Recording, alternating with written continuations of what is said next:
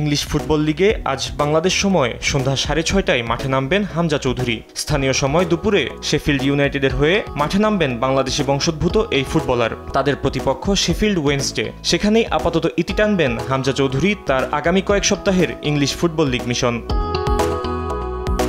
কারণ তারপরেই যে হামজা চৌধুরীর বাংলাদেশ মিশন। ভেন্যু হিলসব্রোতে দুপুরে ম্যাচ খেলে রাতেই বাংলাদেশের বিমান ধরবেন হামজা। ইংল্যান্ড থেকে সরাসরি ঢাকায় না এলেও তার দেশে ফেরা নিয়ে আগ্রহের কমতি নেই ফুটবল প্রেমী থেকে শুরু করে সাধারণ মানুষের মাঝে। হামজা চৌধুরীর অপেক্ষায় এখন পুরো বাংলাদেশ। সোমবার সকাল 11:40 সিলেট আন্তর্জাতিক বিমানবন্দরে নামবেন এই মিডফিল্ডার। সোমবার সিলেটে নেমে সরাসরি হবিগঞ্জে যাবেন হামজা। এবারই প্রথম নয় তার বাংলাদেশ সফর, তবে এবারের হামজার ঢাকা সফরটা যেন বিশেষ কিছু। লাল সবুজের জার্সিতে যে প্রথমবার মাঠ মাতাতে আসছেন তিনি। ইংলিশ ফুটবলে বেড়ে ওঠা এই তারকার আগমনে নানা পরিকল্পনা হাতে নিয়েছে বাংলাদেশ ফুটবল ফেডারেশন।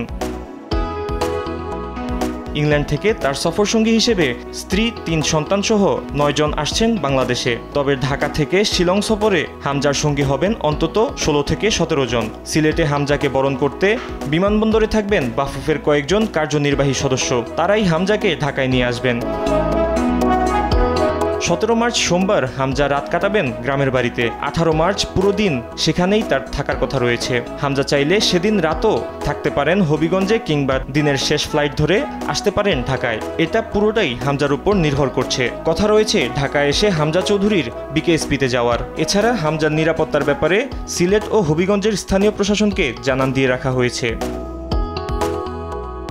ঢাকায় এসেও 19 মার্চ দুপুরে টিম হোটেলে আনুষ্ঠানিক প্রেস কনফারেন্সে গণমাধ্যমের মুখোমুখি হবার কথা রয়েছে হামজার।